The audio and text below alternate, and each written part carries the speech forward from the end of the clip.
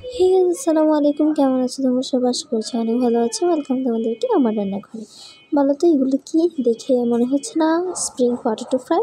না বন্ধুরা, এটা হচ্ছে কচু স্প্রিং ফ্রাই।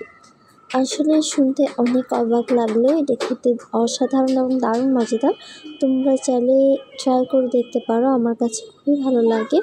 তো চলো দেখে আসি এই কচু স্প্রিং ফ্রাইগুলো কিভাবে করলাম। তার জন্য প্রথমেই আমি এখানে কচু নিয়ে নিয়েছি। আশা করছি তোমরা এটা চিনো অনেকেই। এটা কিন্তু কচু ছড়া, বড় যে কচুগুলো হয় সেগুলো। তো কচুগুলোর খোসা ভালো করে ছাড়িয়ে নিব প্রথমেই আমি। দেখতেই পাচ্ছ কচুর খোসা ছাড়িয়ে নিয়েছে। এখন এরকম একটু মোটা সাইজের করে কেটে নিব কচুটা, এরকম করে গোল গোল করে, যেরকমটা বেগুন বড়া করা হয় ঠিক তার থেকে দ্বিগুণ মোটা করে। তারপর এগুলোকে এরকম মাঝখানে এরকম করে দিয়ে টুকরো করে নিব। এটা হচ্ছে তেমন বুঝিয়ে বলার কিছুই নেই, একটু দেখে বুঝে নিতে হবে যে ঠিক এটা কিভাবে কাটলাম। তারপর এখানে আমি এরকম করে হাফ, একেবারে নিচের গিয়ে লাগবে না, এরকম করে গোল গোল গোল গোল বলছি সরি, কুচি করে নিব এরকম করে, কিন্তু নিচ পর্যন্ত কিন্তু যাবে না, হাফ কুচি করে নিব, এরকম দাগ দাগ দিয়ে নিব। চিকন চিকন করে একেবারে করতে হবে। এই যে এক সাইড আমার কিন্তু হয়ে গেছে খুব সুন্দরভাবে। তারপর অপর সাইড উল্টে দিব, উল্টে এটাকে ঠিক সাইড থেকে করব। এরকম এই সাইডটা এরকম সোজা করেছি, আর এই সাইডটা আমি এরকম বাঁকা রেখে করব। এরকম বাঁকা রেখে করলে কি হয়, এটা স্প্রিং হয়, আর নয়তো তো স্প্রিং হবে না। তোমরা তো দেখতে পাচ্ছ ঠিক কীভাবে করছি। এভাবে হচ্ছে এটা করে নিবে। তারপর তোমাদের সুবিধার্থে আমি আবারও তোমাদেরকে দেখিয়ে দেবো, কোনো সমস্যা নেই।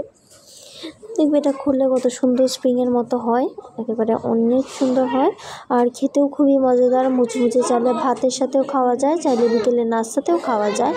এই যে দেখো স্প্রিংয়ের মতো কিন্তু হয়ে গেছে, এটা দেখতেই তো পাচ্ছ কত সুন্দর স্প্রিংয়ের মতো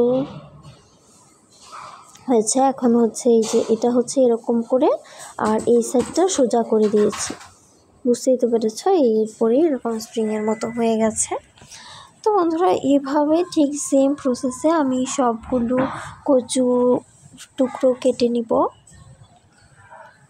ব্যাটার তৈরি করার জন্য এখানে আমি নিয়ে নিয়েছি চালের গুঁড়ো।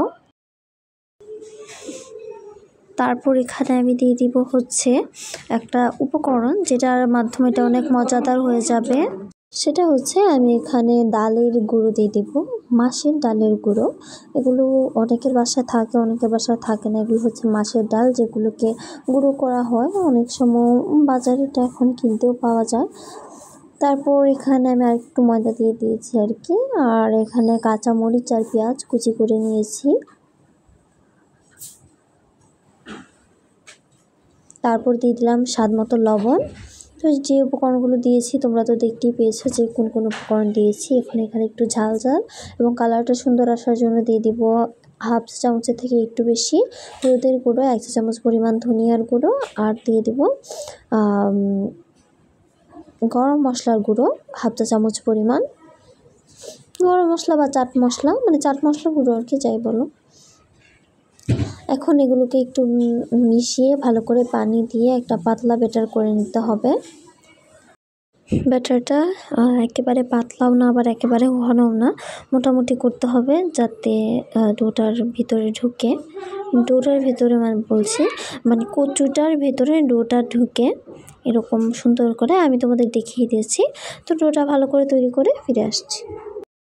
এই তো বন্ধুরা আমার ডোটা হয়ে গেছে। এখন এগুলোকে সুন্দর একটা মানে স্প্রিংয়ের মতো দেখানোর জন্য এটাকে আমি স্টিকের মধ্যে দিচ্ছি, না হলে এটা মানে ছড়িয়ে থাকে না, একসাথে লেগে থাকে, তার জন্য এরকম কাঠির মধ্যে দিয়ে দিচ্ছি। তোমরাও কাঠি ব্যবহার করবে, তাহলে সুন্দর হয়, স্প্রিংটা মানে ফাঁকা হয়ে থাকে আর কি। তো এরকম করে আমি সবগুলো স্প্রিং তৈরি করে ফিরে আসছি। এখন চুলাইটা কড়াই বসিয়ে তাতে তেল দিয়ে দিয়েছি, তেলটা গরম হওয়ার জন্য অপেক্ষা করব। আর এদিকে হচ্ছে ডোটা মানে এটাতে লাগিয়ে নেব।